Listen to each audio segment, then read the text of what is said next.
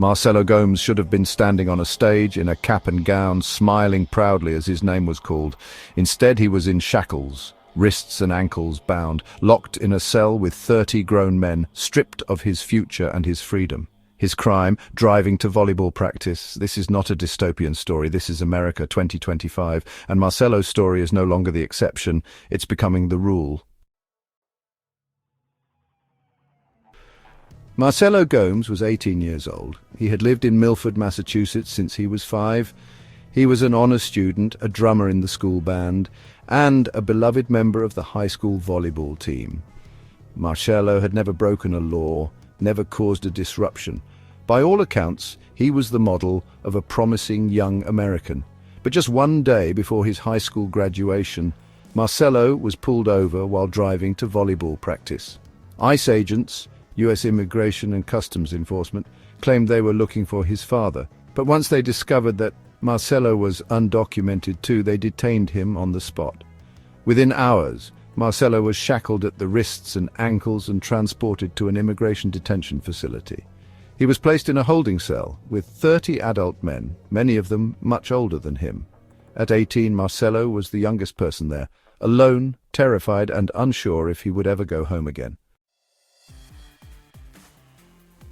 Now here's what's crucial to understand. Marcelo was not the target of this raid, his father was.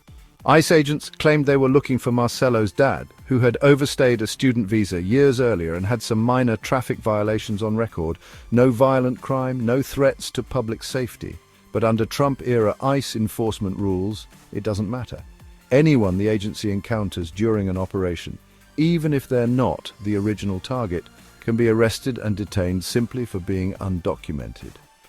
There's no distinction between a gang member and a high school valedictorian under this policy. They're all treated the same. That's exactly what happened to Marcelo. He was what ICE calls a collateral arrest. ICE officials have repeatedly claimed that every person detained receives due process.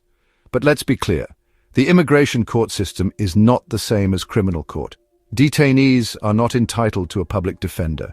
Many don't even understand their rights, and in Marcelo's case, his family had to scramble to find legal help in the middle of what should have been a celebration weekend.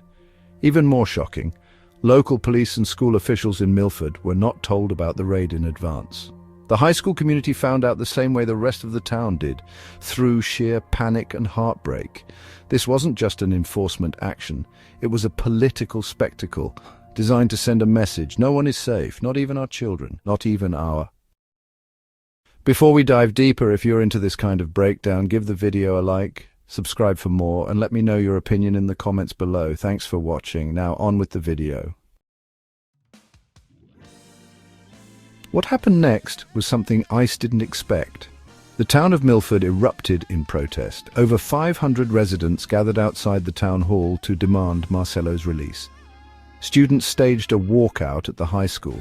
Parents, teachers and classmates, many of whom had known Marcelo since kindergarten, spoke out against what they called a betrayal of American values. Graduating seniors marched down the street in their caps and gowns, not toward a ceremony, but toward a rally. A classmate said, "He's like a brother to me. It's so disappointing that instead of celebrating, we're fighting to bring him home." Marcelo's girlfriend broke down in interviews, describing how he'd been locked away and left alone. His future destroyed by a government that sees a teenager as a threat. Marcelo's story is not isolated. It's a symptom of a much larger disease. Under the Trump administration, immigration enforcement became a weapon, not just against criminals, but against families, students, and children.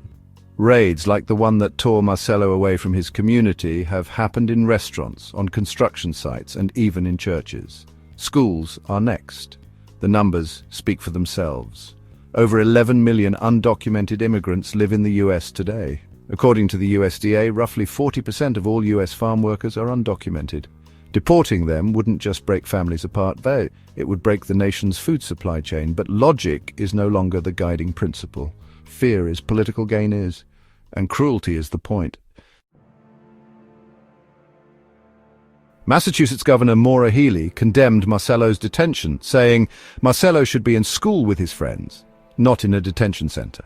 Senator Ed Markey called the incident a clear abuse of power and added, "This isn't about protecting Americans, it's about targeting the most vulnerable."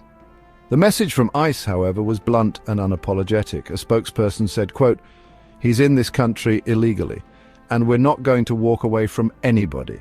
In other words, if they see you, they will take you. No discretion, no mercy." Marcelo's story reminds us that silence is complicity. If we don't speak up, this will keep happening. In your town, in your school, to your friends. Here's what you can do. Call your elected officials. Demand oversight and humane immigration policies. Support immigrant rights organizations in your community.